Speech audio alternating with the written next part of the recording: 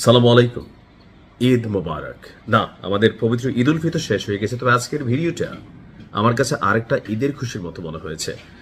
বাংলাদেশের প্রত্যেকটা প্রবাসী যারা মধ্যপ্রাচ্যের যে সকল দেশে আছেন, আপনাদের প্রতি ভালোবাসা, শ্রদ্ধা।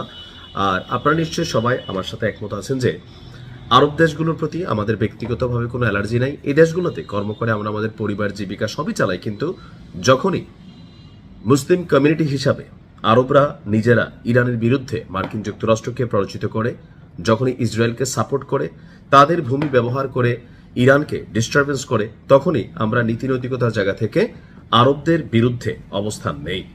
তো তার মানে এই না আমরা আরব রাষ্ট্রগুলোর বিপরীতে আমাদের অবস্থান। আজকে চাঞ্চল্যকর এক দাবি করেছে ইরান। মধ্যপ্রাচ্যে যুক্তরাষ্ট্রের যতগুলো সামরিক ঘাঁটি আছে সবগুলো ঘাঁটিকে ধ্বংস করে দিয়েছে ইরান। ইরানের সশস্ত্র বাহিনীর জেনারেল স্টাফ যিনি মুখপাত্র আছেন ব্রিগেডিয়ার আবুল ফজল শেখারচি, তিনি এই তথ্য দিয়েছেন। মধ্যপ্রাচ্যে মোট যুক্তরাষ্ট্রের 17টি সামরিক ঘাঁটি ছিল।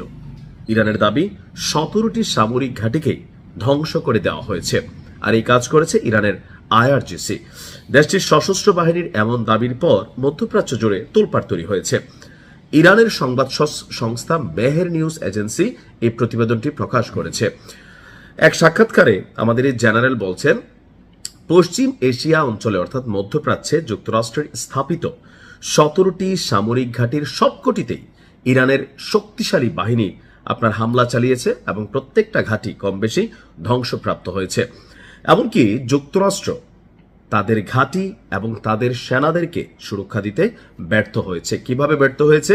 কারণ সর্বশেষ আমরা দেখেছিলাম যে ইরান ঘোষণা দিয়েছিল ফেসবুকে যে মার্কিন সেনাদের অবস্থান সম্পর্কে তাদের জানানোর জন্য। কারণ যখন ইরান মধ্যপ্রাচ্যে আরবদের রাষ্ট্রগুলোতে মার্কিন যুক্তরাষ্ট্রের যে সামরিক বিমান বিভিন্ন ঘাঁটি আছে সেই ঘাঁটিগুলোতে তারা অভিযান শুরু করলো, তখন ইরানের আমেরিকার সেনাবাহিনী তারা করলো কি, লুকাইয়া বিভিন্ন ধরনের পরিচয় টরিচয় নিয়ে লুকাইয়া তারা বিভিন্ন বাসা বাড়ি ফ্ল্যাটে গিয়া আশ্রয় নিল। এমনকি তারা প্রমাণ করার চেষ্টা করলো যে তারা আসলে যুদ্ধে নাই, তারা এই দেশে এমনি বেসামরিক নাগরিক হিসেবে বসবাস করে। তো ইরান যখন এই তথ্য জানলো তখন তারা বলল যে আরবরা ভাইরা, তোমরা আমার ভাই, তোমাদের সাথে আমাদের কোনো ভেজাল নাই, তোমাদের এখানে আমাদের কোনো অভিযান নাই, শুধুমাত্র এই মার্কিন যুক্তরাষ্ট্রের সেনাবাহিনীগুলো কোথায় কোথায় লুকাই আছে কার বাসা বাড়িতে আমরা গণহারে অভিযান চালাইতে চাই না, তোমরা তথ্য দাও। তো সেই বক্তব্যের পর অনেক জায়গায় ইরান সুনির্দিষ্ট অভিযান চালিয়েছিল, অর্থাৎ মার্কিন সেনাদের মধ্যে একটা বড় অংশ অনেকে দেশে ফিরে গেল। আমেরিকা তাদের যুদ্ধ বিমানগুলোকে দামি দামি যেগুলো আছে সেগুলোকে সরিয়ে নিল এবং সেনাবাহিনীর মধ্যে যাদের জীবন সন্দেহজনক ছিল তাদেরকে ঘাঁটি ছেড়ে বিভিন্ন জায়গায় বেসামরিক নাগরিক পরিচয়ে তাদেরকে সার্ভাইভ করতে হলো। অর্থাৎ ইরান বলছে যে এই মুহূর্তে ইরান মধ্যপ্রাচ্যে টানা, এই যে আপনারা যারা আছেন আপনারা তো জানেন অনেক দেশে ফ্লাইট বন্ধ, অর্থাৎ ইরান খেলছে, ইনশাল্লাহ আরো খেলবে। ভালো থাকো।